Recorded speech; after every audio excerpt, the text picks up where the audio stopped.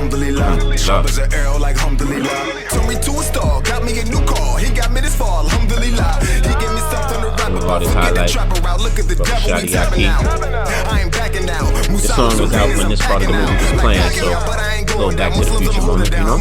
Cause he hold a crown. That's Shadi, Akhi, you know the sound. Master the talk, why you know the town. I am a pro. Got why I give it and go. Re-up and give it some more. Hustle and flow. No, I ain't selling no dope. Holy Quran on my coat. The day that I gotta pray. Rock out to make them like pottery. I ain't never been no terrorist. Tell Donald Trump that I need an apology. You ain't know no better. I used to think that way too. Using pasta like Italians. Camaro got so much horsepower. It belong in the herd with the stallions. I'm about community life. Get the community right. Get some of the unity tight. Using my intellect. Stuff alive for me correct. Don't know how to be ignorant. Hey. Sooner music, make my own sub-genre. I was first to do it like the Obama. What's goody, peoples? It's me again. Me, myself, and Eyez Podcast, episode 3. What was the calm before the storm? See, last episode ended with our main character, DJ, having a big feast gathering at his place, right? Gathering all of the schmedia together, making this little cryptic announcement, not really explaining what was going on with it. So now, less than a week after DJ makes mention of a coming storm, an article is published that opens up a huge can of worms. I don't think anyone fully understood how much of an impact this article would have. You know, a huge Hollywood director was at the center of the article and allegations, and it started a domino effect where other accusers started coming out, and executives from all over began getting accused. Entertainment, sports, news, corporate America as a whole. You better not even look at a woman lustfully, much less extend a hug. And Schmovid fully killed all of that. Folks started moving out of the country for fear that the assets might be seized, among other things. Execs started resigning. You know, something we're going to call the U2 movement was born. Now, in the same month of the storm announcement, the U2 movement being born, an anonymous user began posting online. Now, when it first comes out, I ain't personally know anything about it. I didn't fully start paying attention to this for a couple of years, you know.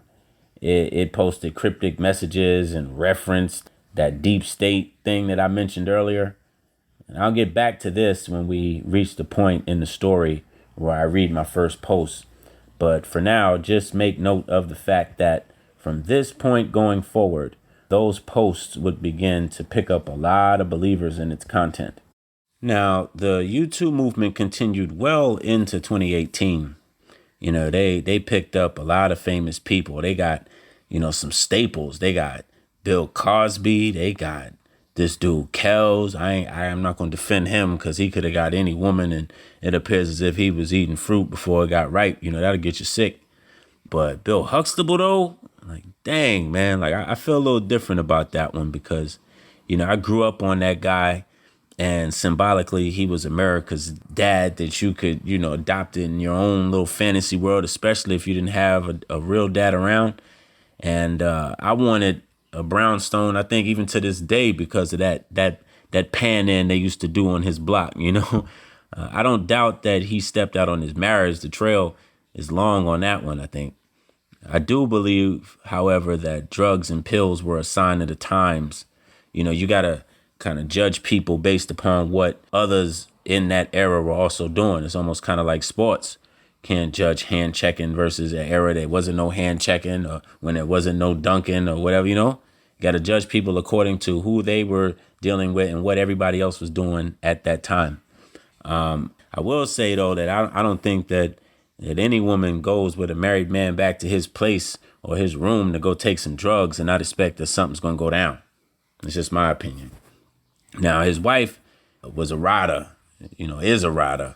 When the money goes, will the honey stay, for real, you know? She showed up for court every day, and word is they renewed their vows. I think that's solid. They stopped making them like that, for real. Now, whether the root cause of this was him wanting to buy NBC, or whether it was that pipeline at the steps of his property. If you follow the money, there was definitely a benefit to someone to have him out of the way. They took his show off syndication, and I think that was a tremendous disservice to black folks. There is no show since, I think, that has come close to reinforcing the type of messages that were promoted on that show. He was not only most responsible for the funding of the blaxploitation movement in the 70s and that cartoon show that looked like us, which was a first. But in the real world, more youngsters wanted to go to college, I think, because of his show. And we can have a debate later about, what college is worth to the life of a person. But at the very least, we can say he promoted education and dignity, publicly. And who can really be mad at that? Do you really limit the ability of a person to do good based on their past deeds? Is definitely a philosophical question that we can all debate amongst ourselves. Like, should Tookie not have wrote those books to try to discourage the next generation from leading them down his same path? And by the way, Arnold was a real buster for that one.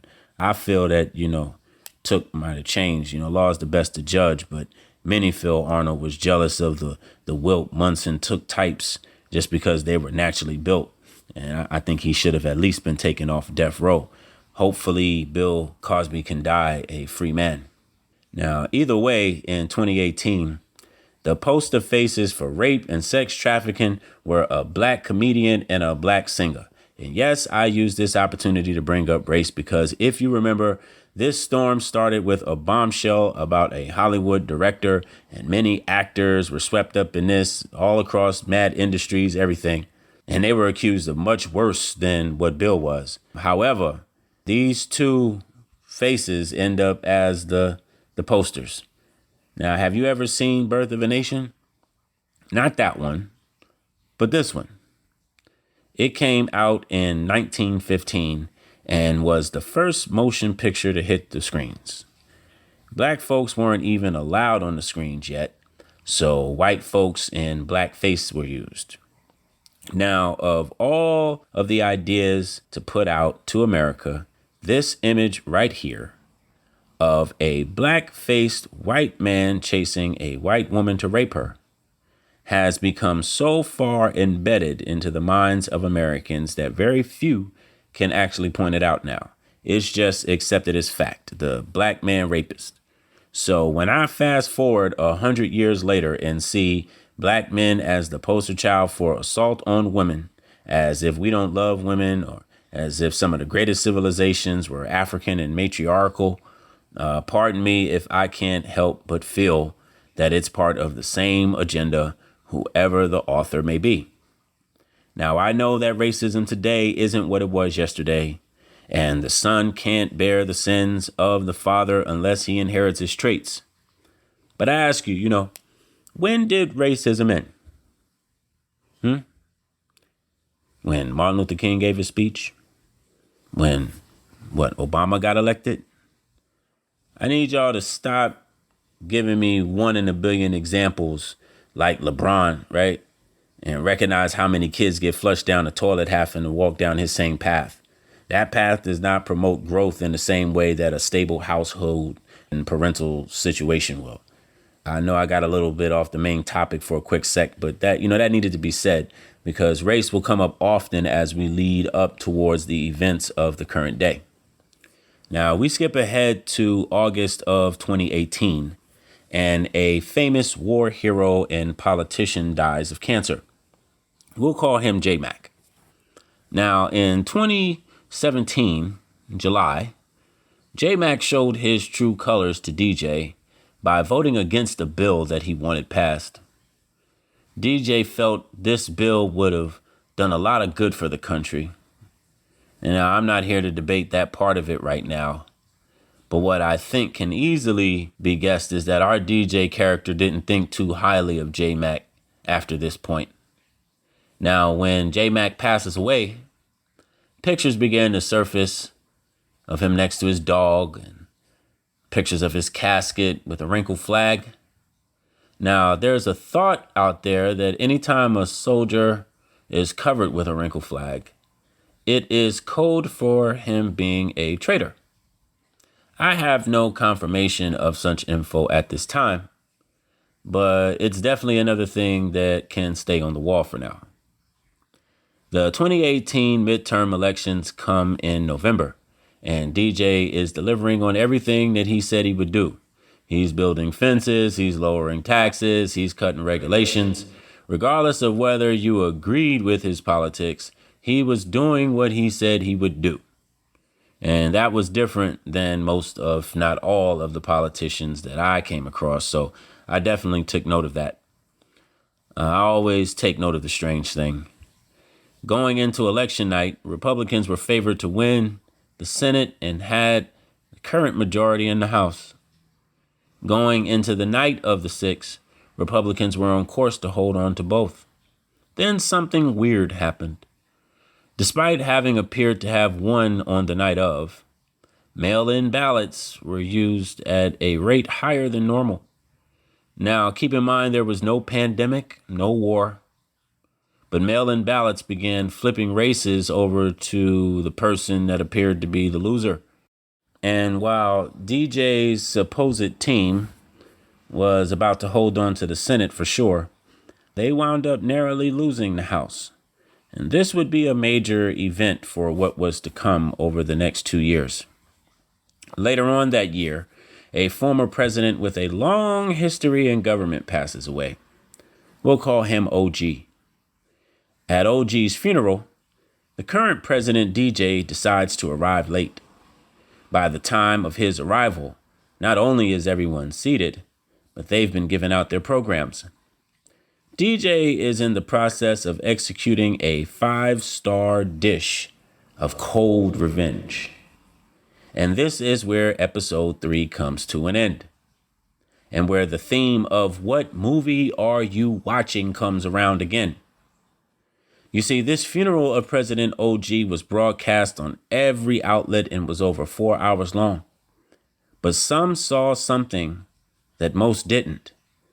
If you saw it, then it's easy to see the rest of the movie from here on out. If not, then you really should begin to question whether or not you believe your own eyes. And with that being said, thank you for your time. It's the most valuable thing you have. Hit that like, subscribe button so you know when the next episode drops. Peace be unto you, family. I'm just me.